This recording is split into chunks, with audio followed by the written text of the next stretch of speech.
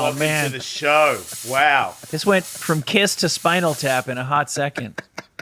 The music broke. Our dongle died. Oh, it's The day dongle again? the dongle died. I can't work under these conditions. Somebody needs to be on dongle patrol 24/7. Always check the dongle. Just want to redo it. You can't do that. You want to try? I was ready for the song, man. You want the song, I right? want to hear the song. You prepped me for a song, and I'm sitting there. The smoke started. I know. And then the beat started, and then There we go. Here we go. Ellis, Siddiq, you're ready to rock. I can tell. Let's go, man. Lights. My balls is totally moving, new and improving. How can we get back home? I've got the heart and desire. My balls are on fire, ready to take us to the top. Welcome to the show. Did you know that your love is on?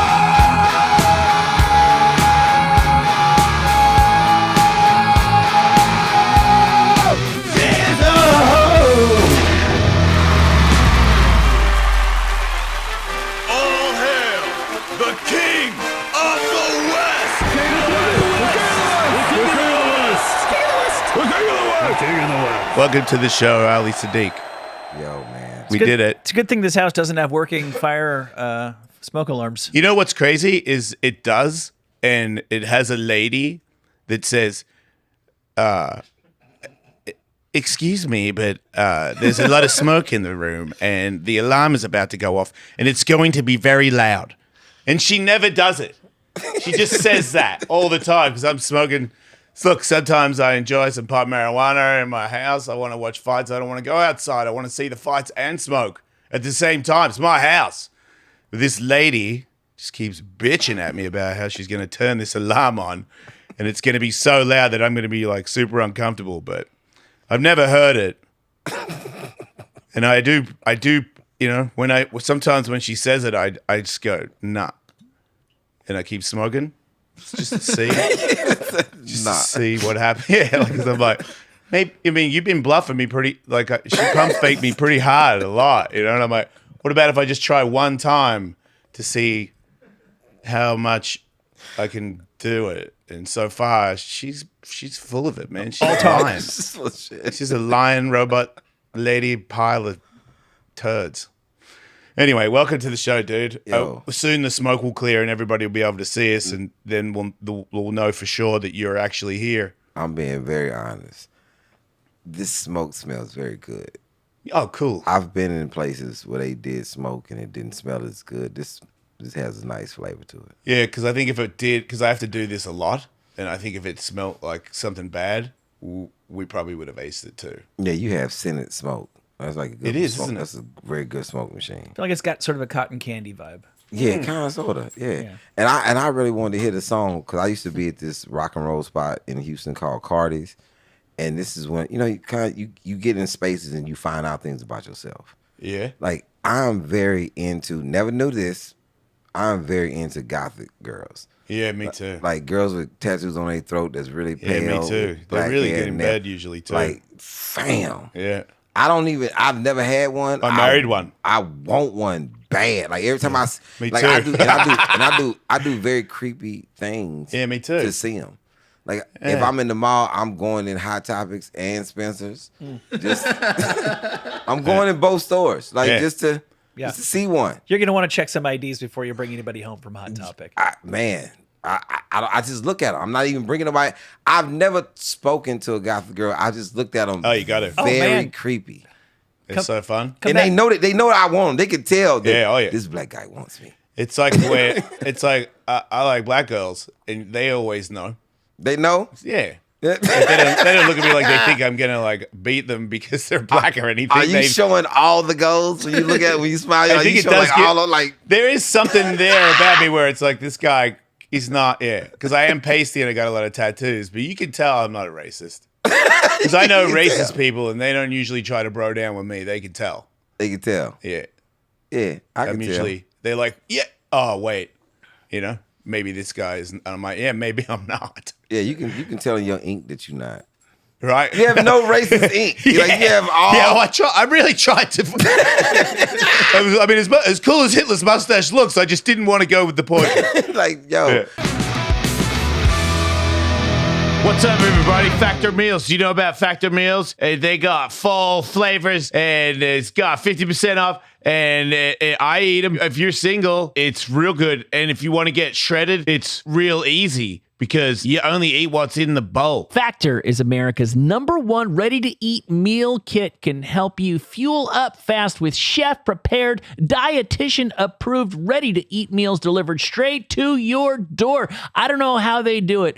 Microwaves, this thing's 45 seconds, and then you spin it around, and then you do that, and no, this one's 6 minutes. No, Factor, it's 2 minutes. How much is this one? 2 minutes. It's always 2 minutes, and it always comes out perfect. Over 34 different meals, mate. And it's never frozen. Factormeals.com is the code is Ellis50. If you go there and you do that, then you get a fat discount. We're talking half. That's almost half, Michael. Half is almost exactly half. Right. Ready in 2 minutes. No prep, no mess.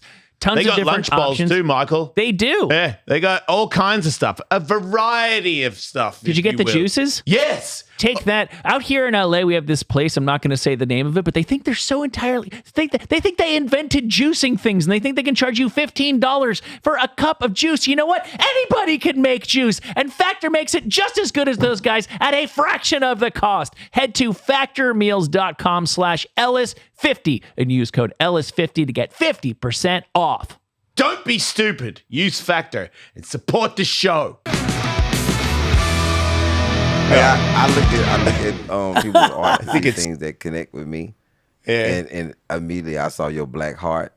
Yeah. It's in your face, but I saw it was good, and I have one too. Mine a little bigger, but I have one. Did you get, because you went to jail for a minute, right? Yeah, no gel tattoos though. You didn't get any in there? Nah. Huh. All my ink was free world ink. Was it there? Like, could have you got it? Yeah, it was available. They but were doing it? I know Stick how and to- poke, or did they have a machine? Stick and poke. Yeah, And then it was some machines though. Guys Yeah. made machines out of radio parts. Sick. Yeah, fucking crazy. So there was decent tattoos in there. Oh, it's very decent. Yeah. But I didn't like how the ink was made. I watched them make the ink. And I was Yeah. like, Okay, nah. good point. How do they do that? So they get a brown paper bag that had it's like got like waxy stuff inside of Yeah. it. And they burn spoons. Like they use the soot of burnt spoons, and they catch the soot in the bag and they scrape it down, and they put it in these little like bottle tops. Yeah. Put water in it. And they put water in it, and they Wow. and then for color they would roll. Man, they did color too. Yeah, they would roll the M&Ms Yeah. And No way. in a little That bit of works. water, in a little bit of water, and take the dye Yeah. off the M&M. You would see a lot of white M&Ms because they would roll all the orange off, all the yellow, all the green, all the that blue, is all the so- red, and they would fade it in. How many M&Ms are you scraping A to lot get a lot of tattoo goddamn- going? That is And the then- triumph of the human spirit. Right? And then it's crazy. Just watch this. You know how sick it is if you using the M&Ms with no nuts, because it's smaller. Yeah. I was Then you assuming gotta it was soak that. more. They would use the M&Ms with nuts. That's how detailed it was. Did they blend the color to get the whole rainbow, or did you just have No, to? Do you want a green one or a yellow one or an No, you orange would tattoo? just if you wanted orange in it, you would just take. They would just take all the orange off of all the orange M&Ms. Yeah. Then because M&Ms have yellow, orange, green, blue, Purple. Brown. red, Yeah. and then the brown ones. Oh yeah. And so you would just take all and they would shade it. That's doing the shade, but the soot was the actual. Dude. And I never wanted soot. That's such hard work. Yeah. That's crazy. But to do a tattoo, man, it would, and that's how they would, like, if you seen people send home like these napkins, these handkerchiefs, it's actually a handkerchief. So they would send home handkerchiefs and they would be colored. They would do these large portraits on these handkerchiefs or even on a envelope. And that's how they would color it. They would use the M&Ms. M&Ms was a big thing. One time I had a contest against a guy on the Howard Stern show. It's how I got on the Howard Stern show. I pitched it to him. where he had a guy working there that was uncircumcised. So I bet who could put the most M&Ms in their foreskin, and then whoever won would be the king of all pouches. So, because you know how he's the king of all media. So I went on there. Yeah. It was like speaking of M&Ms. Who won? I did. I doubled him. You had more foreskin. Yeah, I got more everything than him. I think I would probably beat you on the foreskin. You never know, dude. I got an award.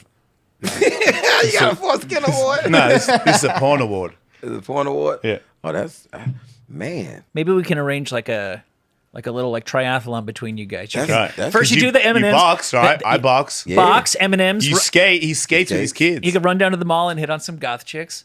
Yeah. Hey, man. Dude, we would kill together at a goth club. Man, we would shred. They would know exactly what we're there for. Yo, man. Yeah. So you did porn? Yeah, still do. Still do. Got an OnlyFans. Got an OnlyFans. Yeah. Yo, so the last I was on somebody, Adam Carolla's, I was on his podcast. He had a porn lady on there. Her husband was there, and I was uncomfortable because of the conversation. She was like, yeah, so when I did my first anal, it was like $5, and I was looking outside the audience to her husband like, you cool with this conversation? Because I'm about to ask some questions. I want to know. Yeah, they're cool with it. I've had sex with one porn star ever in life as just a regular civilian. I want to host the AVNs. I really do. Yeah, you should. I really do. It's a lot of porn ladies. They need you. That I really like, but it's this one lady. I'm very respectful of her. I would never say her name, but she while we was dealing with each other, I'm already laughing. She told me, she's like, hey, don't watch none of my new movies. I know that you've seen some old movies. Don't watch some of my new movies. And because our old movies like one-on-one. Her new movies was different. Yeah. And so she was like, don't watch the movies. And me being fucking hard-headed, I went and watched the movie. It was like her against us. Yeah. And the us was like 5 motherfuckers. Yeah.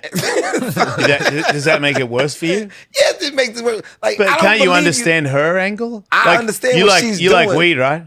Yes. Well, what if I offered you 1 joint or 5 joints? Which one would you want? I'm not having 5 joints in my mouth at the same time. You could. That'd be pretty fun, though. At a time. It would be. You got to try it. But I've done it. But the thing is, I don't want to see it, and then me and her together. I'm like, no, I don't believe you anymore. Ruined it. I don't believe you anymore because Wow. I've seen. You don't think she can enjoy just being with one man anymore? Fuck no. Wait, how's that work? I've been with 5 people. It doesn't mean one person is all of a sudden not good. It doesn't work that way. I've been with 3 people. Right, and now do you only prefer 3 people? I would prefer 3 people. Right. Do you think you're worse in bed now because it's only one person? Anytime I'm doing one, I'm still thinking of 3 other people. I'm like, I'm thinking of all type, man. To me, it's like, you smoke weed all day. You don't want to have like 3 strands. one of those ones where they have the oil and the rosin and the hash and like all the things. You don't want one of those all the time. Sometimes I just like regular doobies, and then every now and then I'll kick it up to the mega one that has like so much THC you're tripping.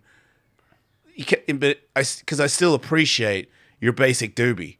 I'm not making any sense, am I? No, I think, matter of fact, I think that you have really turned my ideology on this. Because you should see it that way. I'm in the industry, and I know I have friends that I find attractive that do things similar to what you're talking about, and they don't, because I've done it, and I know why I did it. It's kind of like, I've been into open relationships as well, so it's more, what do you want to do? What makes you happy? I'm happy if you can do that. If I can believe that in myself, that you're going out there and having the best time ever, but you still love me and I love you. I just feel like there's some freedom with that because nobody gets to me if I can let that happen. I get it. But I get that people don't want to have that as well. I just don't like it when people that don't do it refuse to understand that that's a thing. I do understand. I would have preferred if I would have listened to her and I went and watched the movie. She did tell you. Ignorance was bliss. And She tried. and she tried to tell me. It's like she knew you enough to know that when you see that, it's gonna. Hey ruin. man, when you see this is not going. Yeah. This is not going to resonate with you. Fair the same enough. Way. Yeah, but I do agree. I do enjoy one person. Yeah, me too. One person who does everything that the three would do. Yeah. Oh yeah, for sure. Yeah. Yeah. But three people, Every now and then, there's somebody out there that can do just this one thing, but and when they do that, that's pretty okay. I think if I had three gothic girls, all different sizes, Yeah. I think I'd be. I've done that. Like, I'm so jealous, and I'm saying shit to pull out more jealousy in me. I'm like, I know he's gonna say he did it. I did that. Damn it.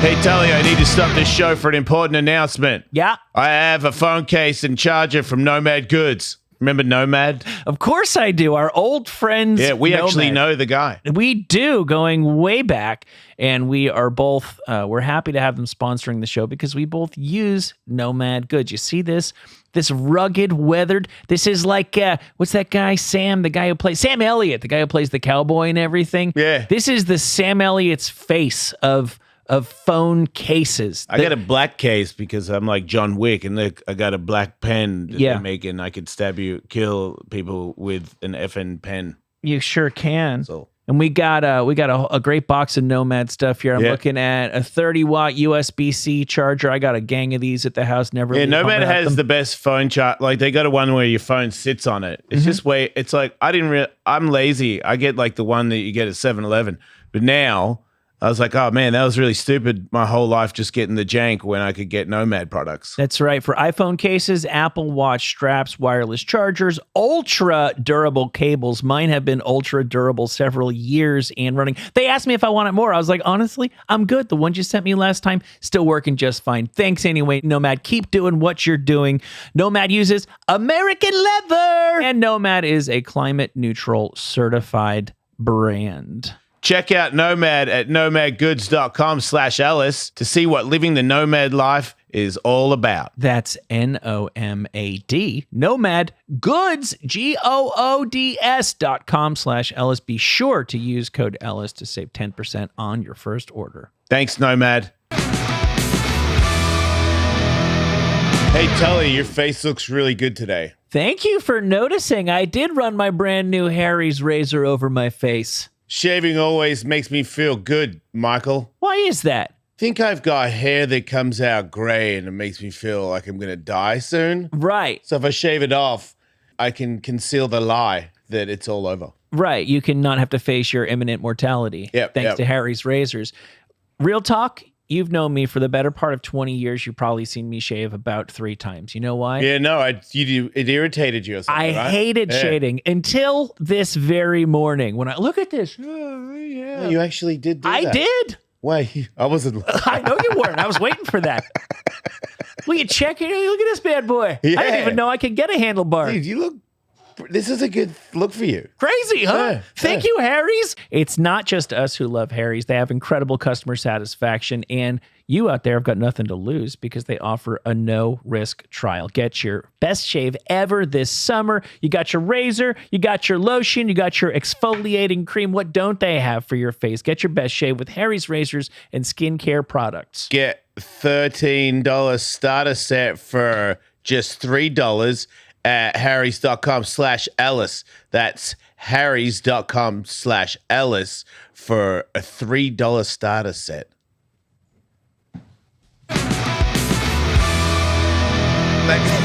Let's talk about boxing. Let's do it. Where did you learn? Did you learn to box? I know I got to bring up prison a lot because I think I like it when people have less of a chance and then they turn into what you turned yourself into because it's more of a inspiration, and we need that in this world where you're a proof. You know, like Yeah. you weren't supposed to have a chance, and then look at you now. You know, Yes, I sir. can relate to that. So I feel like you go into jail. Did you learn boxing before you went in, or did you learn it in there or after? Way before. Way before. So you Yeah. grew up Yeah, as a PABA. kid doing it. Yeah, PABA Boxing Gym, Houston, Texas, 3rd Ward, on Dowling Street. They changed it to Emancipation now. Still actually there. Yeah. And it's How old were you when you started? Oh, 8. Yeah. Who got you into it? My father. Did he box? No, he had a Just- friend named James that boxed. He was a heavyweight. Yeah. Yeah. And you know, take my kid to the gym. Yeah. Go to the gym. And you liked it straight away. Liked it straight away. Right. You know, it was. I think there was this thing of knowing how to throw a punch for real. You know, kind of like it's like going to a gun range versus looking at videos on how people do it in the movies. Yeah. That's dumb. But when you go to a gun range, you get a more appreciation of the weapon. Get more respect for it too. Yeah. So, and then you have a lot of confidence when you know that you can protect yourself with what's on your body. Mm-hmm. It's like anywhere you go, you like, man, I'm cool. Yep. And for the first time I've seen something on the internet that really resonated with me, it was this drunk white guy, and he's in a squad car, and the officer asked him, he said, "Do you have any weapons on you?" And he said, "Sure do." He said, "What kind of weapons do you have on you?" He said, "This right hand and this left hand." And I was like, hell yeah. That's like fucking right. Like anytime I got fucking weapons on me, I got two of them. I keep them on me, my right hand and my left hand. Let's do it. And that's as a kid, when you growing up and you're a smaller person, I'm 5'7", you know, the heaviest I've ever been is 190, and I was unhealthy. So me being healthy, I'm 155, 160 at the most. And growing up in a world where most people are bigger than you. Yep. But when you knowing in your mind that you have a skill that it doesn't matter how big somebody is. Yeah, right. I know. To me, bigger people is better. Bigger is better. It's going to make me look way cooler in front of everybody. It's going to make me look so sexy when I do this shit. It's like, do you understand? Yeah. And I used to see these guys with my father. My father's 6'3", but all his friends were smaller guys besides James. James is like 6'6", huge dude. But Ivory and LC and all these guys were small. And they were these small dudes in these tailored suits that was so fucking tough. Yeah. And then all my uncles on my mom's side, they all 5. Nobody's taller than 5'8", 5'9". So they just these tough ass dudes in suits. So when you're growing up and this is what you see, you just want to be one of them. Yep. And so, hey man, if you want to do it, you know, let's do it. And I knew I was a tough kid when I noticed that I would always get jumped on. Like kids would never fight me one-on-one. They would always jump on me. Because they knew it. They knew Takes like more than one. One-on-one is not not gonna be enough. Yeah. And I would do anything to win. Like that's why I was a good safety, because I had no regard for myself either. Right. Yep. So I'm gonna hit you as hard as I possibly can. I don't give a damn if I break something or whatever, and I'm gonna hit you once it's broke. Usually with kids, if you crack somebody real hard, the other guys aren't really looking to go anymore. So even when you get jumped, right? So when you get jumped, if you fire off on the first one as hard as you can, the other 2 or 3 are way more skeptical. Like they don't want to catch that same thing. Like, oh shit. Yeah. Yeah, it's a thing. And people used to sneak me. Like my back would be turned and people would sneak me. And they didn't understand what that did for me. The fact that you snuck me instantly made me know that you was fucking scared. Yeah. And now I'm on some savage shit. Like I'm like, oh, okay, that's what you are. And then the thing about me, I was never scared to lose. I'm still not scared to lose now. Because you've lost. Yeah. Yeah. It does make it easier. These right here, somebody broke both of these. Like this is crack. In one shot. In one shot. And you know when you feel it and it's like chips keeps in your mouth, you're like, shit. like, he meant that. Yeah. Like, now it's time to see what you made of in adversity.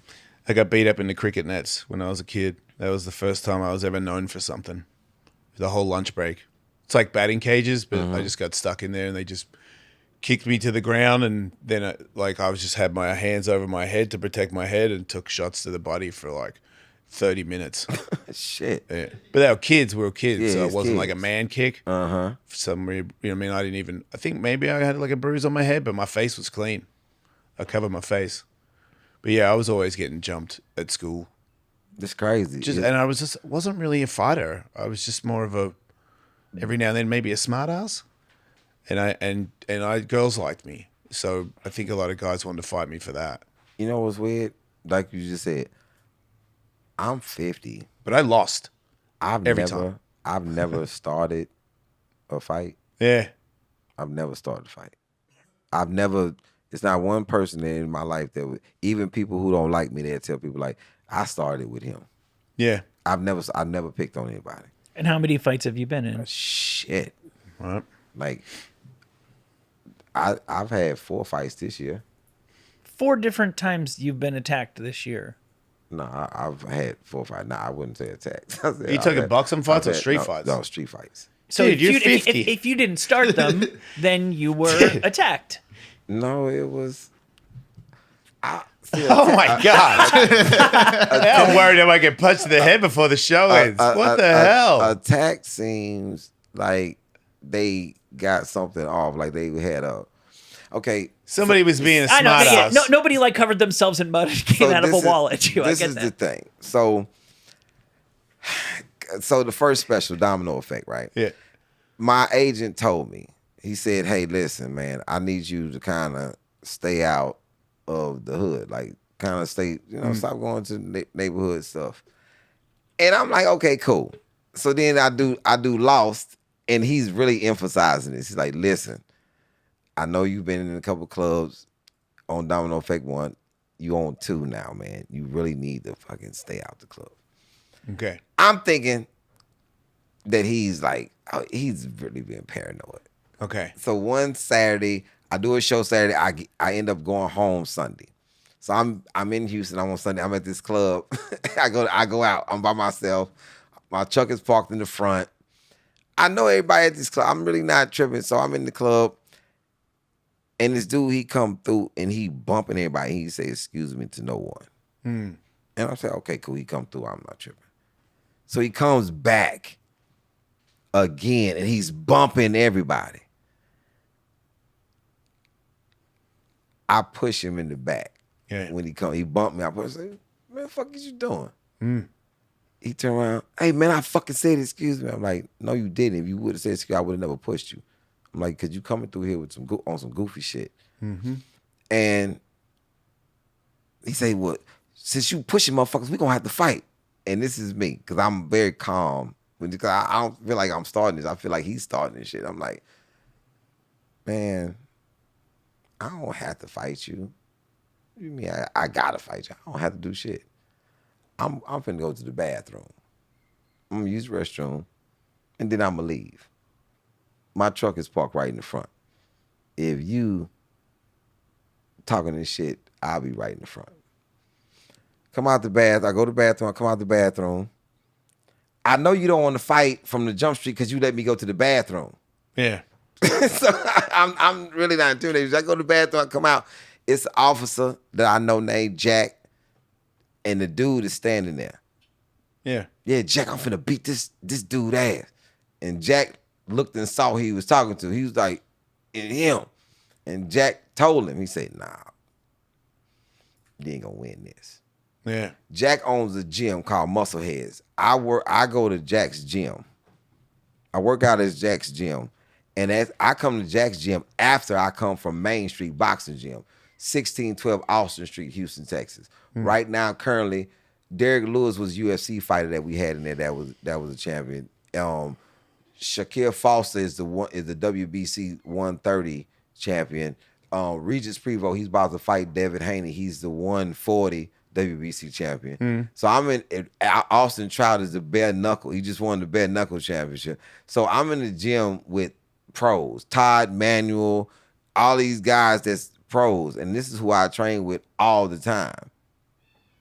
You move around with them? Yeah. Fuck This you. is the people I that's mean, in the hell gym. yeah. And then it's a lot of great fighters in this gym. So the guy didn't fight, right? No, he tried it. He still went. I went out after Jack and told this man, "Hey man, you're not gonna really win this one." Bigger So then dude. how's that go? I walk out. He's standing in front of my truck.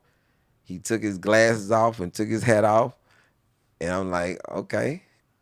And it's very quick because I think people always think that because you're a street fighter or you fight in the streets, you think that your first shot is the face. Yep.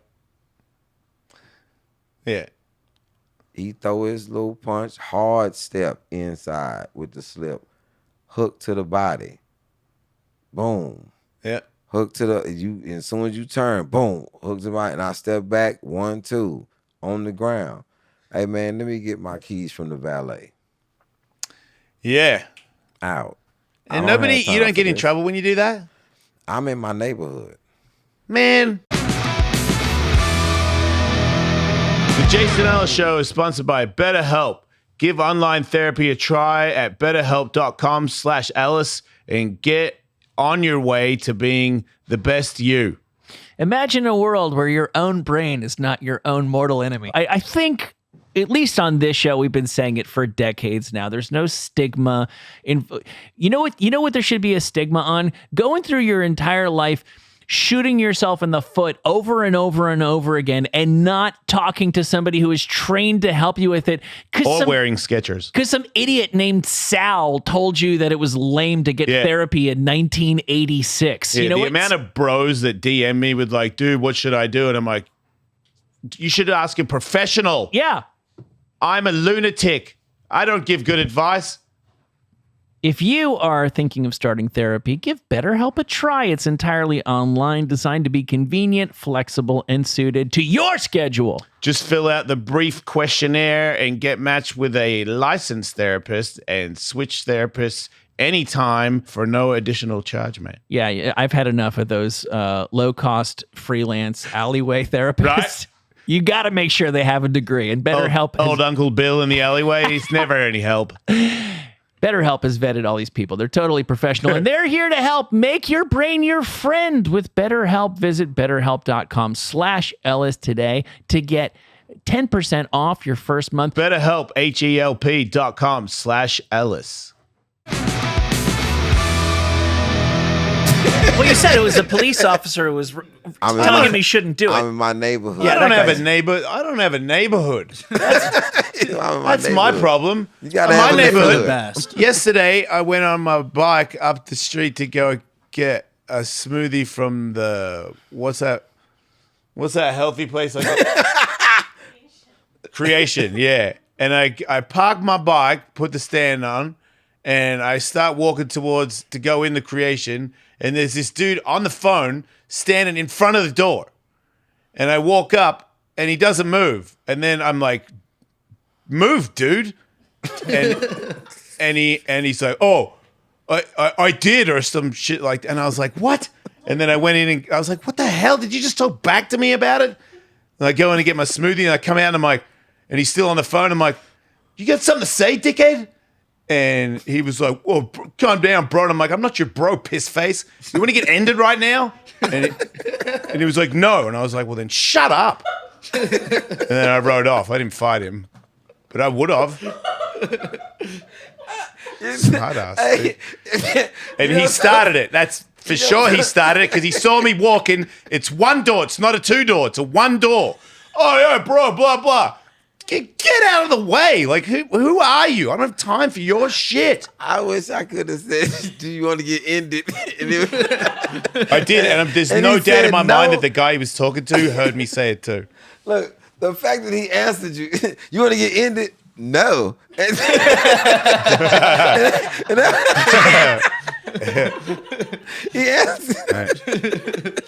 answered you really honest. No. It was the most aggressive I've ever felt in Creation because it's a pretty peaceful place. They got tofu and stuff. Yeah, not a ton of street fights happening I bet, on the premises. Right? Yeah. But that felt like... You was in Burbank? Yeah, I was just down the corner. Oh, yeah. I don't think Yeah. I run these streets. Right. but like the bad part of Burbank. The man. The part that don't have a Whole Foods in it. Yeah, the 7-Eleven's pretty heavy. The hell. Yeah. I love that place. I know it. Yeah, I always remember. You want to get ended? No. Yeah. All of a sudden, I definitely go back to where I came from when I talk like that. Australia. I sound way more Australian. There's a C-bomb just ready to go at all times when I get angry. It's so stupid. It's like this weird old instinct because it's not, I don't use it. I don't need it, you know? I would love to play Australia. Yeah, why haven't you? Because they're loving nobody has ever American comedians now, I thought. They have never invited me to Australia. Oh, yeah. Yeah, you should definitely go, man. I would love to Seems play like they really want to see American-style comedy because from what I hear, all these other guys that go, they're killing it when they go. It seems to me like maybe even more than like stand-up specials, like podcasts are so international that's how, you know how it is. You know that guy and then that guy's on that person's show. Like Tiger Belly went, right? So you start listening to their show and now all of a sudden you know all the American comedians that way. I think I should get a podcast. You don't have one? I don't have one. No.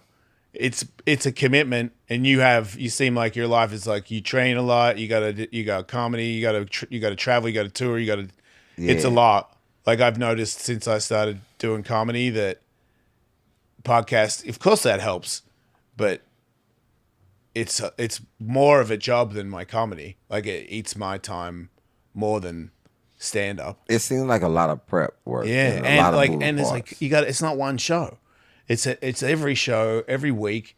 It's with a new person. You need to find somebody you want to talk to. Like you're today easy.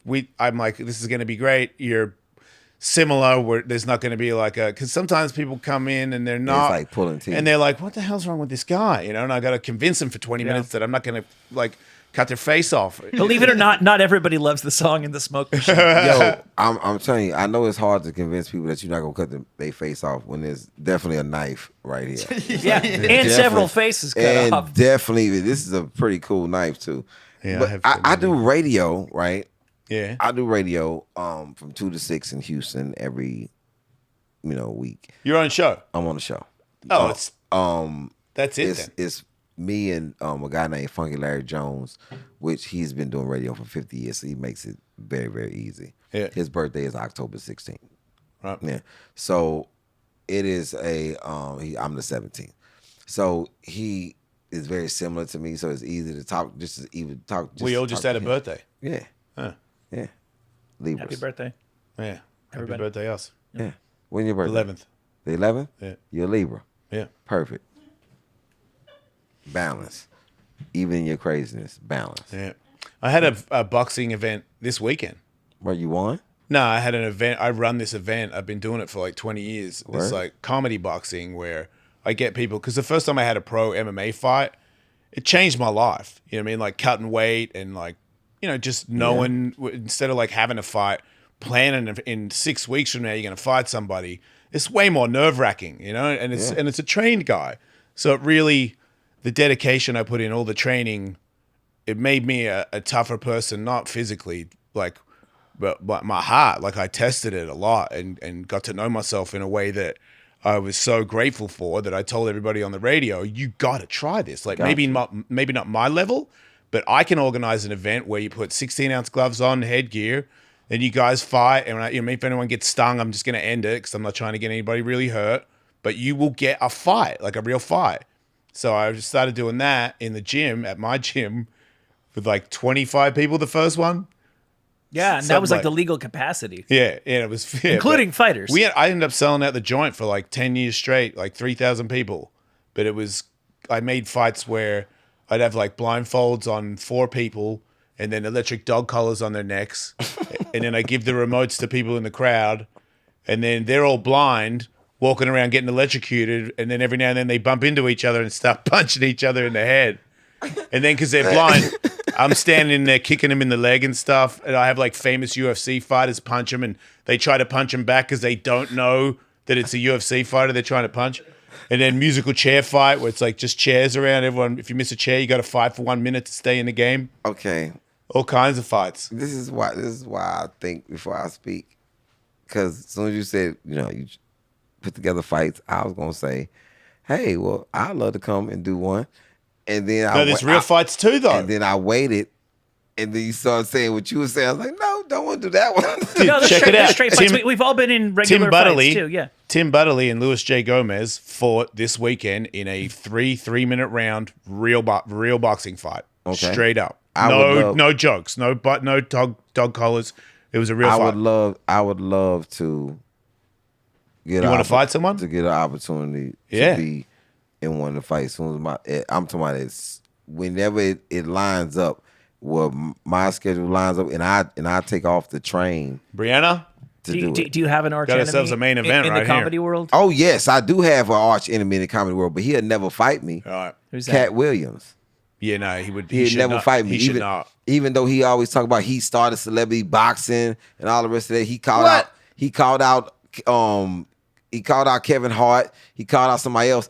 But he knows that I want to fight him. And he said, well, who's going to be the draw? Nobody knows me. What the fuck ever. You can I mean, excuse me for the F-bomb. You can duck and dodge me all you want to with that nonsense. But if you start a celebrity boxing, why don't you fight somebody that actually want to fight you? Yeah. You could take this opportunity to call him out. We can make all this the event happen. time. Every opportunity to call out Cat Williams. Any opportunity. Any opportunity. Tell it. Cat! Hey, man. Those are fighting words right there. I'm very humbled. I would be very appreciative if you would take this opportunity to take the time to stop running your mouth about what you would do in the boxing ring and fight me. I would be so appreciative, and I promise you, it's going to be a spectacular fight. Man, that is a great angle. I usually say, listen, you know what I mean, piece of blah, blah, I wanted blah. to say that. No, but that angle's way better. I don't want to be that aggressive Yeah. because I think that the aggression, he's going to run from it. If I say please and it would be humbling. Say it's for charity or something. You know, it would be. I would feel so honored, and Yeah. Wow, that's good. I would feel. It would be a lifelong dream to just share the Would you be willing to fight him with one arm? just with penny loafers on, with grease on the penny loafers, not even the right size penny loafers, one arm, and I could just use my left. Yeah, there you go. All you need is your left. All I need is my left, and I would be. Can I say? Please. Please. You have the floor. I would be. It would be for my children. And my mother would she would appreciate me more as a human being if you would allow me to be in a ring with you and your sweat happens to brush me while I'm punching your face. Yeah. And, you know, it would be such an honor, Cat Williams, Mr. Cat Williams. If you was so the mediocre comic that I am, you would uplift my career if I would just have the opportunity to ever share any type of space with you with gloves on and headgear and a mouthpiece and in a ring in a controlled environment. Super control. Super controlled environment.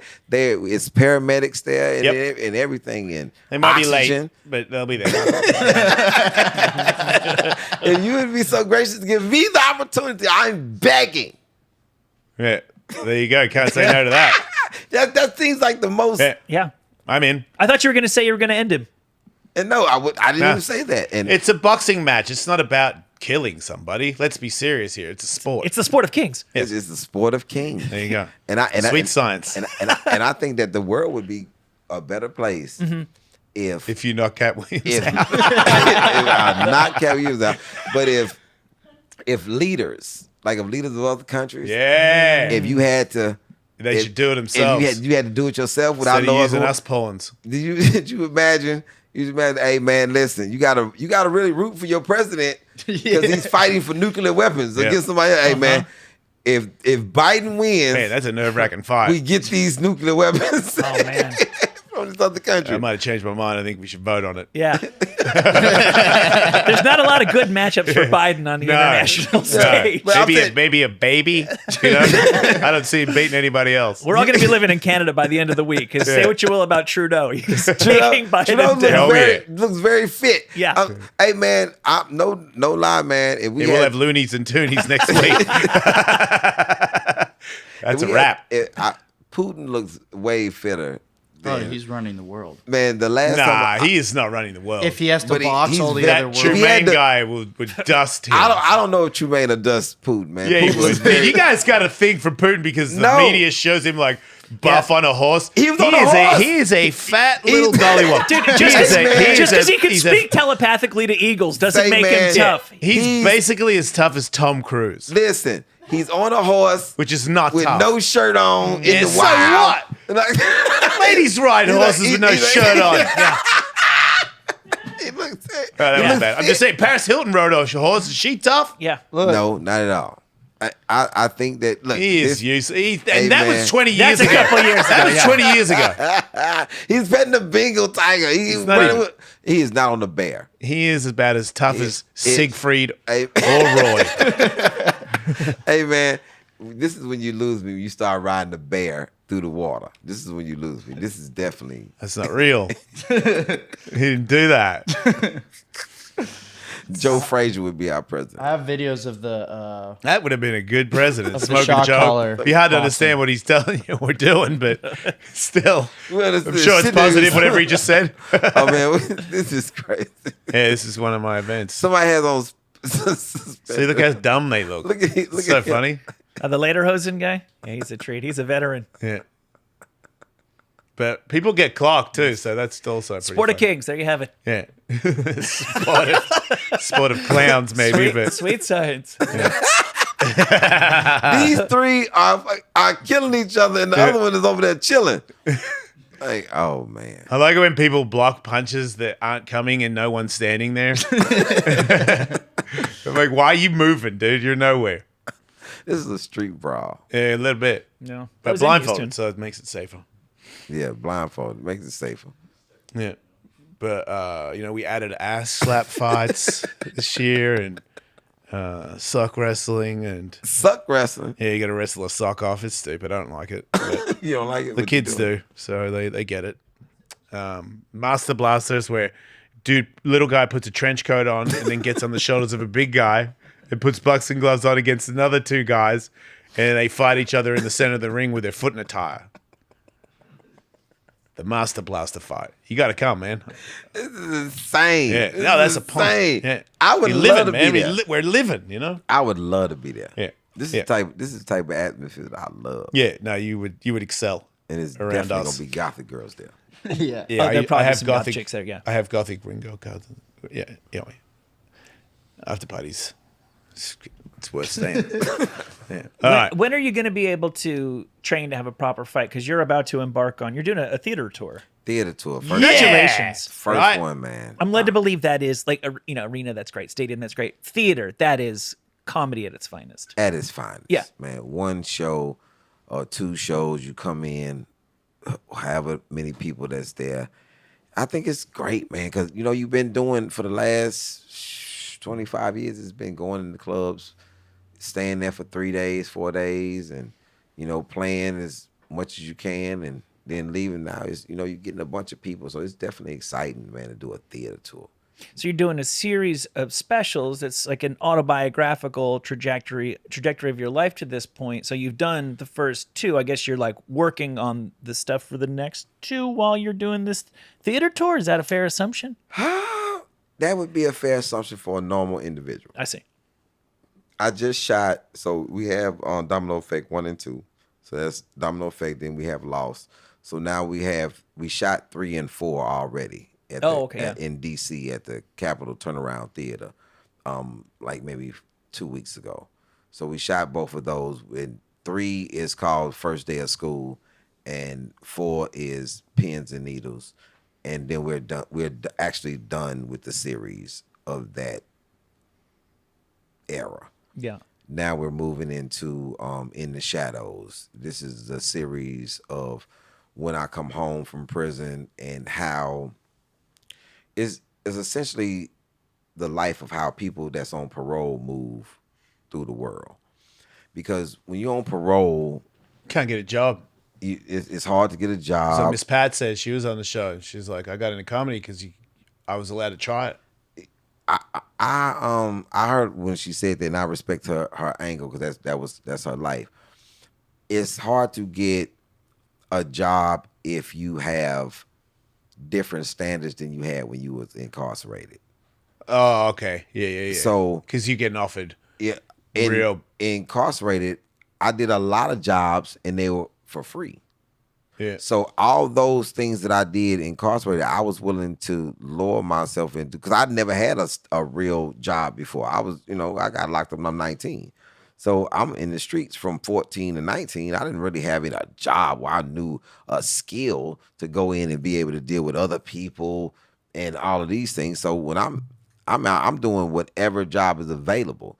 And so I got this job at a men's apparel store because I knew I got the job that I needed in order to do what I wanted to do. I wanted to start doing stand-up, and most of the comics at the time that I seen, I had all dressed up.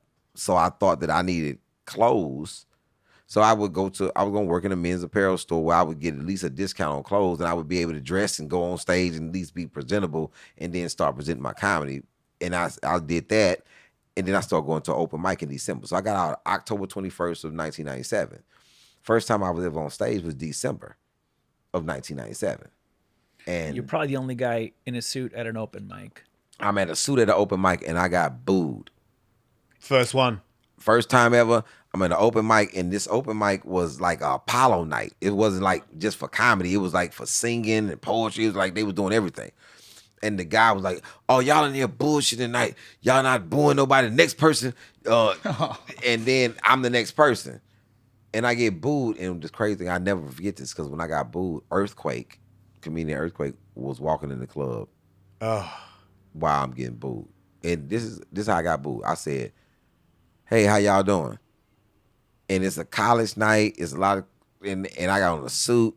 I'm looking crazy to them, and they booed me. I didn't even say anything. Oh, shit. So 2 weeks later, I waited 2 weeks. Wait, when they booed you and you didn't even say anything, did you still do your set? No, I got off stage. I didn't know that you were supposed to keep talking. Wow. And because they were loud. No, you know what I'm saying? It's like 400 So people. that was your first stand-up, was booed off from saying, "How's it going?" Yeah. That's the worst it Holy, could possibly right? go. That's the Like- worst like, I didn't thing even- I've ever Did you run heard. back into the MC who basically No, I instructed just got them off. to do I got that? off stage and just went and sat down because I didn't know how this Yeah. went. I was like, and then my friend Dre, he was there. He's like, "Man, what happened?" I was like, "You saw what happened?" I said, "Hey, how y'all doing?" I got booed. Like I don't even have my suit jacket on. They booed the suit jacket off me. This shit was terrible. And so I waited. I waited for 2 weeks. And I came back to that same club. The club is called Just Joking Comedy Cafe. I waited for 2 weeks, and I came back. Put my name on the list, and I didn't write comedian next to it. I just put my name on there. Dude comes and says, "Y'all give it up for Ali." And I get on stage. I made it through my 5 minutes. Came back the next week. Made it through the next 5 minutes. Came back the next week. And when I walked in, this guy said, "Hey, man, are you performing tonight?" I said, "Yeah, I'm trying to get on the list." Got on the list. So this is December. Now we're going into January. The third week of January, I'm in there, and I walked in, and people were waiting on me. Now I have never won the Apollo night. I've just been in the finals, just going up. I'm in the last three. They pick a singer or something. So that when I came back, I'm getting ready to. I walked in. "Hey, man, you perform because everybody waiting on you." And I was like, "What?" I said, "Man," you say, "Shit, that's why I came." And in my mind, I was like, "Why would they be waiting on me?" Because every night the owner of the club happened to be in the club. I went up and she asked me, did I want to host? After your set? Asked me, did I want to host? So not even 2 months. February, I'm the co-host. The guy who got me booed, his name is Terry Gross. Yeah. His name is Terry Gross. I'm his co-host from February until of 98 till October of 1999. I hosted that. I was a co-host of that Thursday night. So were you automatically making money from that, or? $35. Right. But did that set you up? I was working at the men's apparel store and Sunglass Hut in the mall. And Thursday night I would go Okay. to the club. I was making $35. How long of a road was it before you could make money out of it from there? 1999, I got an opportunity to do Comic View. So after I did Comic View, it aired in 2000. I left Just Joking in 1999 when I got that opportunity with Comic View. And from 2000 on, I've been making money in comedy since then. Because it's just been my own independent journey in Houston. I've always had a comedy room. I've always ran a night. I've always brought comics into the city.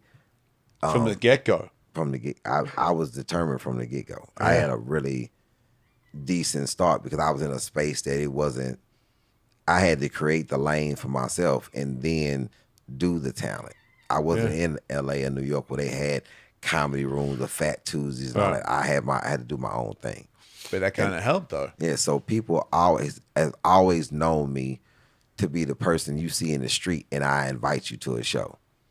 Like everybody. Yeah. Like I always had a flyer. Hey man, I'm here on Wednesday night. And do you think that helped? Define who I was. That's why I'm independent now.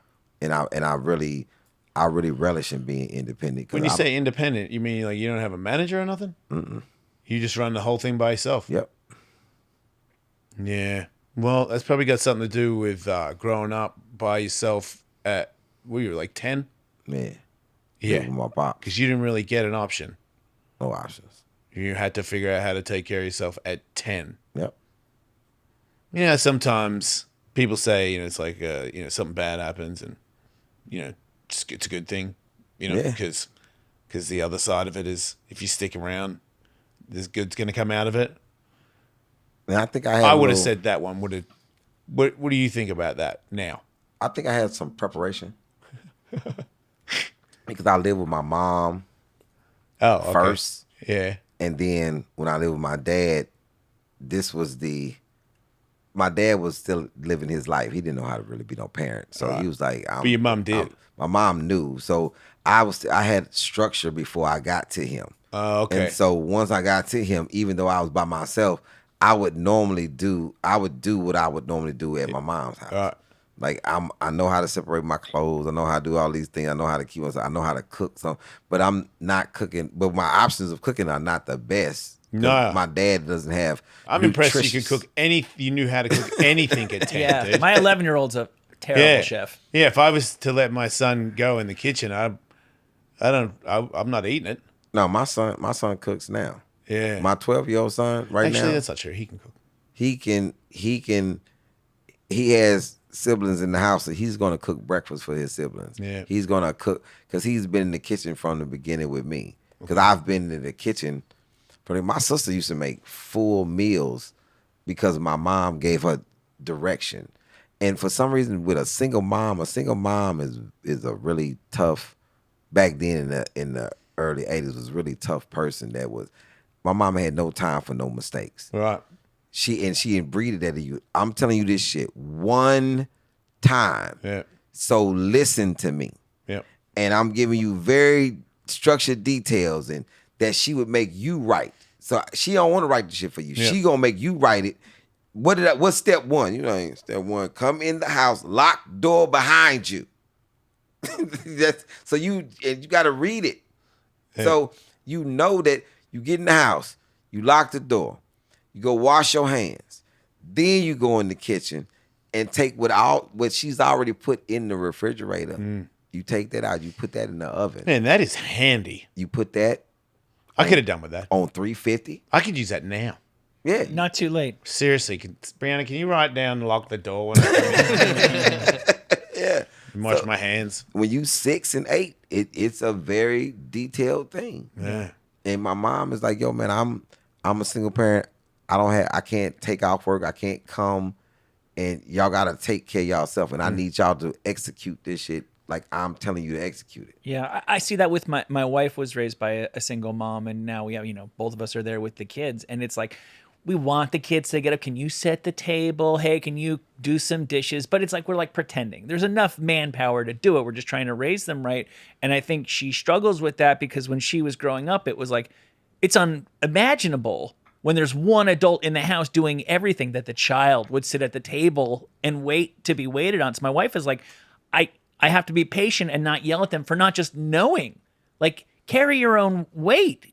We can't baby. I wasn't babied, and I'm not gonna baby you. You had both parents? I did, yeah. Yeah, you different. It's a total fairy tale upbringing. Yeah, my parents still live in the same house I grew up in. He's a good dude too. Like, he's kind of got it together. It's funny how that works. It's sometimes you know it's no way for you to be as independent as me. No, of course not. It's two different, and I think people don't understand that. It is. Oh no, I'm saying no. It's no way. Of course not. For you to be saying my children, because they have both parents. My son, I have to look at my son with a very compassionate eye because he does not have the father that I had. He doesn't. Yep. And I can't expect him to be me. Right. Because I'm not supposed to be me. You know what I'm saying? I look at him and I'm like, I'm envious of my son. Yeah, I'm very. When he was, I looked at him. I remember this was 2 years ago because this is very. It was very mind changing for me when I looked at him and said, he is actually 10. Because he's 12 now. I'm like, he's actually 10. I've never actually been 10. Yeah. I've been 10. Yeah. As like a number, Michael Jackson, but way more gangster. You know what I'm saying? But I've never been 10. Man, I'm at the door. You have to be a selling man at 10. Speed and powders of cocaine at 10. Because I'm living with a man who's giving me these responsibilities, and he's not looking at me as a 10-year-old child. He's looking at me as just a young boy. My son is 11, and I had to have a talk with him about the reality or relative lack thereof of the tooth fairy. That's a whole different life. You know what I'm saying? That was like the hard conversation. Listen, bud, we got to talk about the tooth fairy. Do you know who the tooth fairy is? My son right now, if you had a conversation with him about the tooth fairy. Yeah. He was like, yo, and he's very, he give it to you straight. The tooth fairy is my father. Mm-hmm.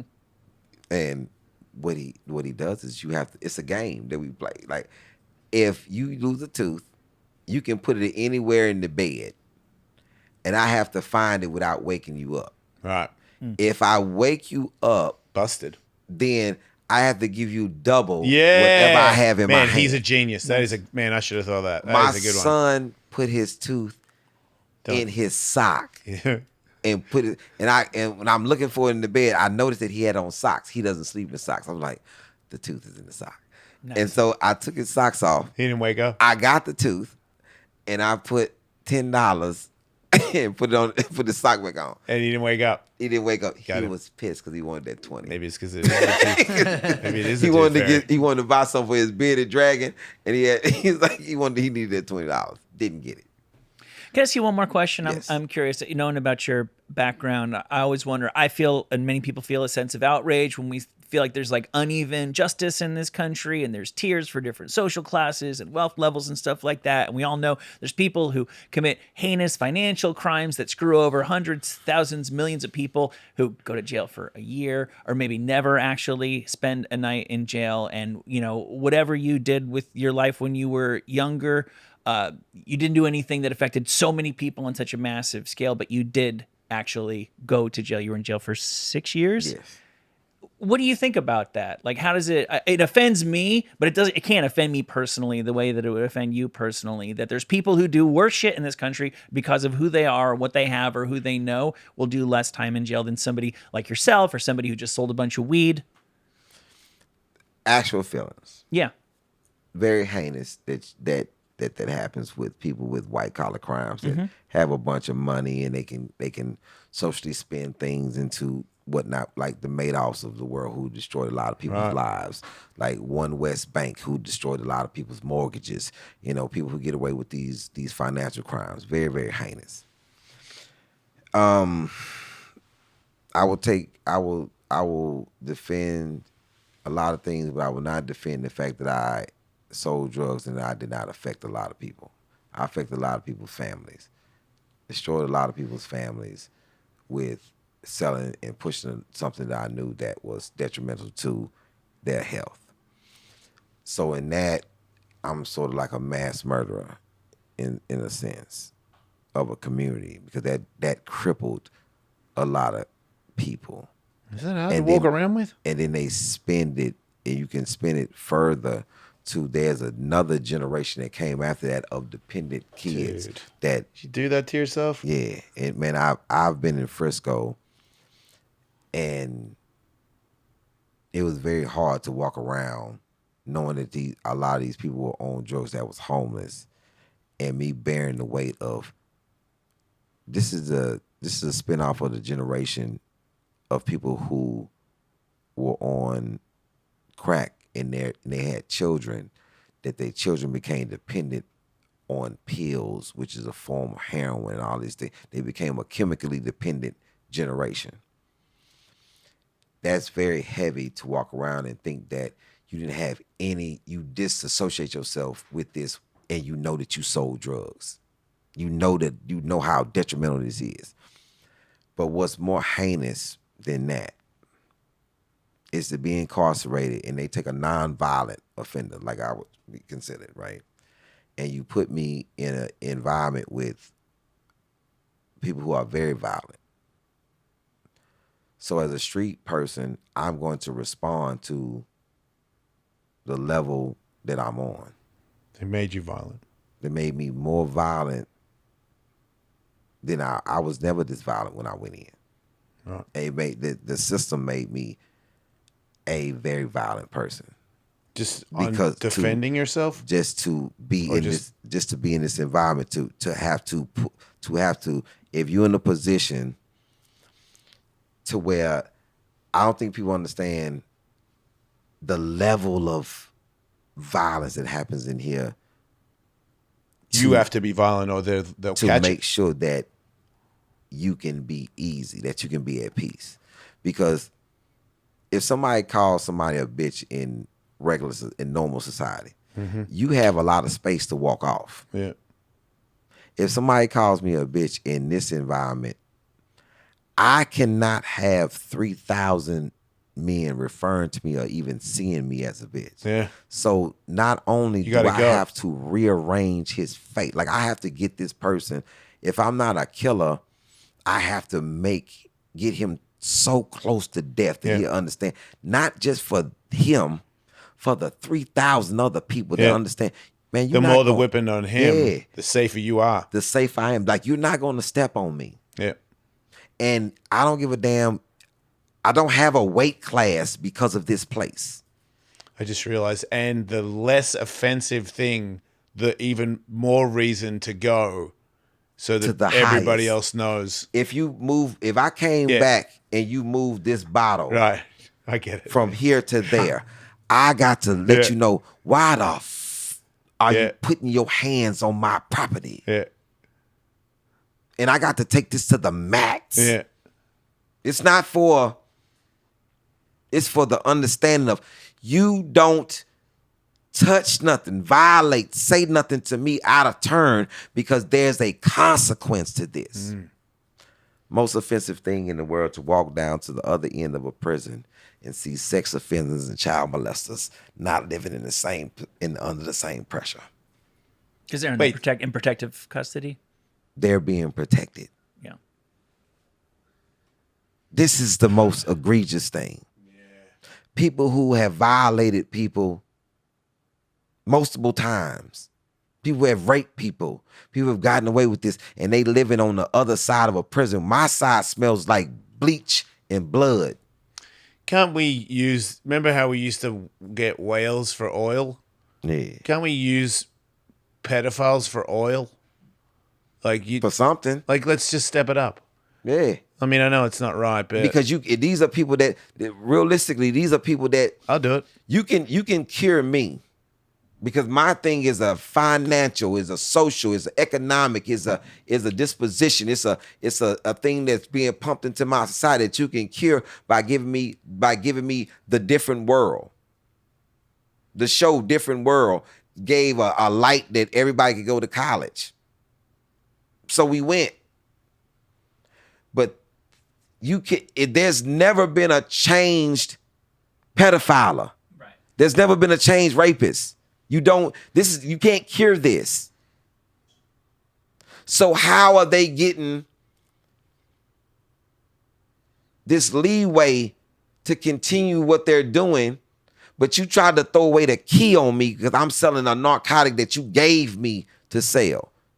I had the option, but this is somebody I never rooted out a person to smoke drugs. They came to me because I had the product. You took somebody's innocence, or you violated somebody, but you get this pass and you still are seen. They want you to be seen as a good person. Oh, you just but you paint me as a monster.